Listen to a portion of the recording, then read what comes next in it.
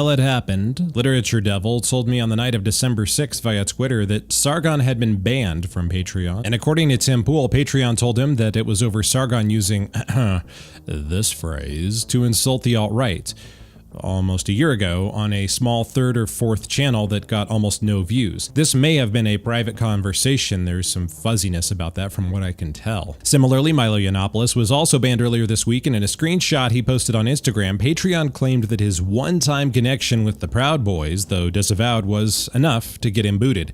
James Alsop was also banned, but I don't know enough about him or the circumstances surrounding his ban to comment on it. If these bans, and Sargon's ban in particular, sticks, I think it's got implications for everyone. I think so far maybe we mistakenly made some assumptions along the way here, that big channels were unlikely to be targeted because of a potential large-scale backlash against a platform, that edgy people were the most likely to get banned, you know, the Alex Joneses and the Richard Spencers, not the mainstream sorts, and finally that being banned depended on your behavior or your words, not your friends list. This week, not so ironically, after Tim Cook's little ban the sinners speech, all three of these ideas are definitely toast.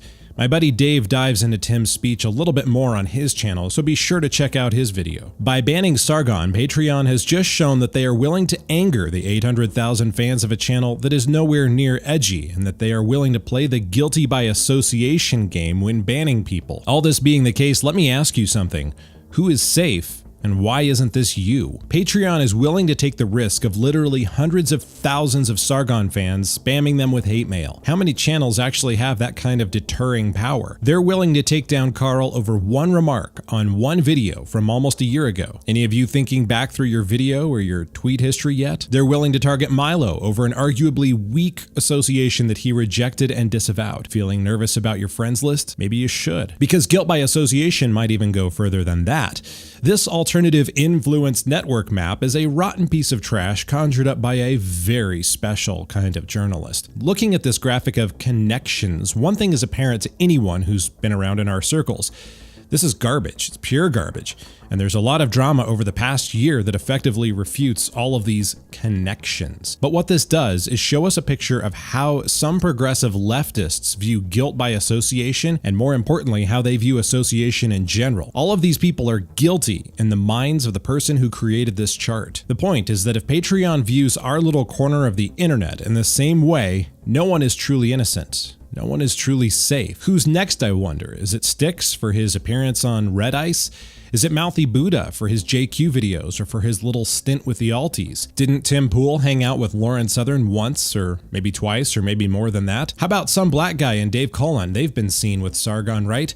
Maybe they're friends or something, maybe not, but maybe it doesn't matter. Ban them anyway. What about that super evil Kilroy event? Mundane Matt and Bunty King were in on that. Roaming Millennial too, and she even interviewed Richard Spencer once. Mother of God.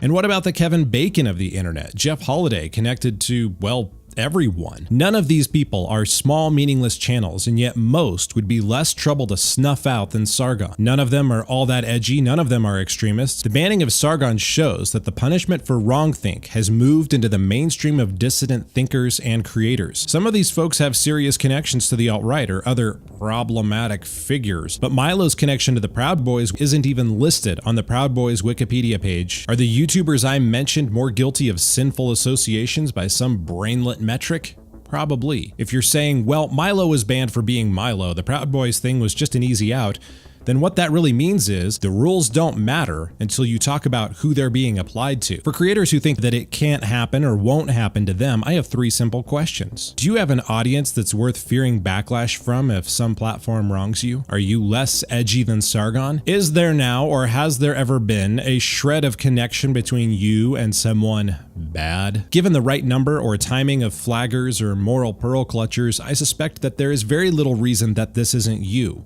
If I'm honest, the only reason it isn't me is because I don't make enough content to justify Patreon, but that might change. I like and I am sub to many of the people that I just mentioned, and no matter what, I don't want any of them getting banned, suspended, or deplatformed for their beliefs. I won't ever be okay with that. You may not like some of these folks, but the precedent that is being used to destroy Carl Benjamin is a precedent that could easily easily be used to destroy smaller channels for lesser offenses of wrongthink and guilt by association. And there will be even fewer consequences for destroying these channels that you and I are sub to, and destroying creators that we call our friends. If we are silent now, if we are nihilistic and complacent about these kinds of rules and precedents being set by big tech, then we will have no grounds to cry foul when Patreon or anyone else uses these rules to target us personally. If you like this video, please share it.